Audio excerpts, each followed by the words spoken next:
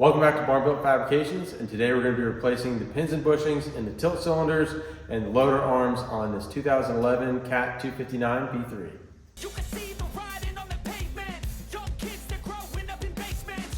So we already dropped the bucket and the basket for this, and then you could see the pins and bushings on this were super worn out. I mean, this one is just, chunks of it are falling out. Same thing for the other side. You can see that thing there's about nothing left there. Got very close.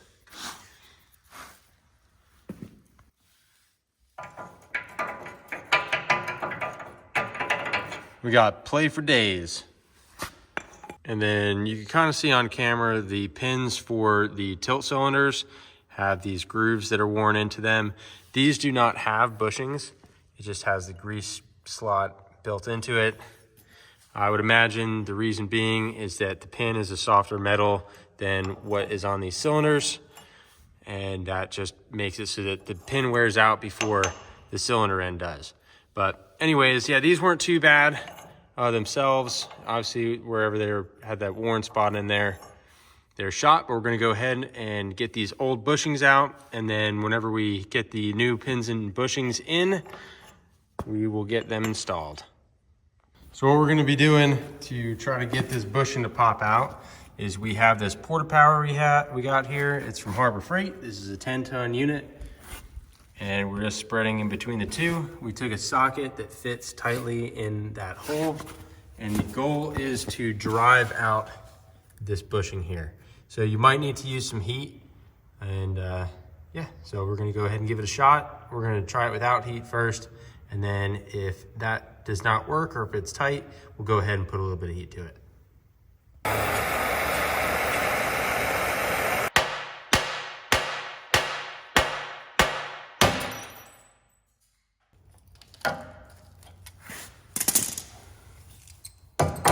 All right, so we got this first side out.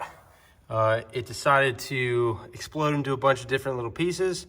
I ended up having to, as you saw, take the steel mallet and hit on the outside, just give it a little bit of vibration, and that was enough to get it to break free. So we're gonna go ahead, do the same thing to the other side, and then whenever those new pins and bushings come in, we'll get those new ones driven in. So our pins and bushings came in, and I put them in the freezer and let them sit for 2 days to try to get them to shrink a little bit. So next thing we want to do is go ahead and start getting these loader arms heated up again so that we can go ahead and drive in our new bushings. While I'm doing that, I kept these in an ice bag, lunch bag. It's got ice packs and stuff in it, and that's going to help keep it cool and not warm up too fast on us.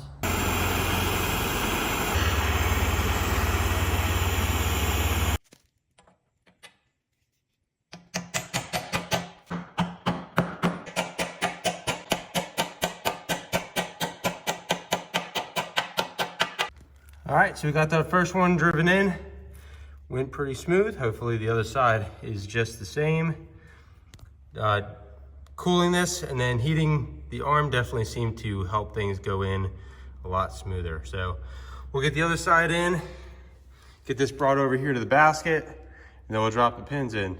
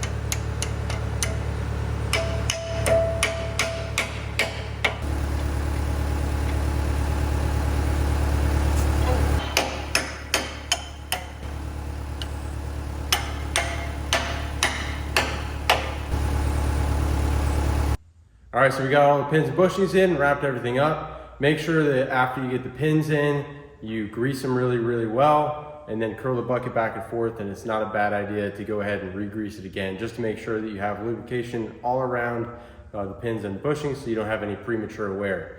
There's multiple different ways to skin a cat. This is the way that I did it. Hopefully it helped you guys.